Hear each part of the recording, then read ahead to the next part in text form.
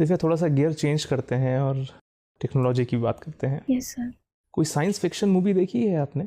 No sir. कोई Terminator movie नाम सुना होगा शायद, सॉरी सर। जिसमें कई सारे रोबोट्स लड़ते हैं आपस में और मनुष्यों को से लड़ते हैं, आपस में भी लड़ते हैं।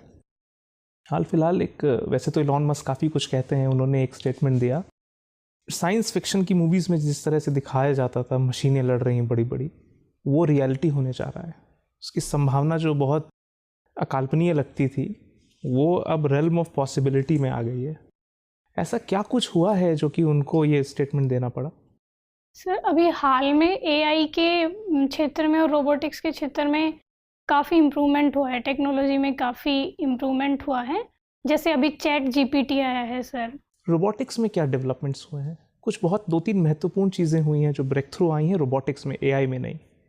वो क्या आई हैं? सॉरी सर, मैं नहीं रिकॉल उनकी एवोल्यूशनरी ट्रेनिंग की जा रही है, आप उस विषय में देखिए। थोड़ा सा विषय बदलते हैं। बेसिक स्ट्रक्चर हमारे संविधान का एक कॉन्सेप्ट था, एक कैनन था जो कि सुप्रीम कोर्ट ने उसके बारे में अच्छी व्याख्या करी हुई है, काफ़ी ज़्यादा चर्चा में है दोबारा।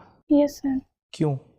सर अभी हमारे जो वाइस प्रेसिडेंट हैं उन्होंने कहा है कि बेसिक स्ट्रक्चर बेसिकली जुडिशियरी की सुप्रीमेसी स्थापित करता है तथा पार्लियामेंट की सोवरेंटी को। कॉन्टेक्स्ट क्या था इस बात का? उनको क्यों उठाना पड़ा ये चीज़? सर अभी जो पार्लियामेंट ने 2050 में एनजेएसी का निर्माण किया था उसे सर सुप्रीम कोर्ट ने अनकॉन्स्टिट्यूशनल करार दिया था, तो इस वजह से। आपको खुद अपनी समझ से क्या लगता है कि क्या बेसिक स्ट्रक्चर में इतना जो बेसिक के ऊपर जो ध्यान है एक डेमोक्रेटिक सोसाइटी में, डेमोक्रेटिक सोसाइटी का बेसिक तो डेमोक्रेसी ही होना चाहिए। Yes sir.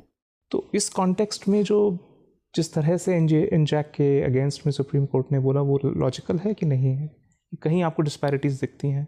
नहीं सर, मुझे ऐसा लगता है कि बेसिक स्ट्रक्चर हमारे संविधान की जो मूलभूत विशेषताएं हैं उनको प्रिजर्व करता है।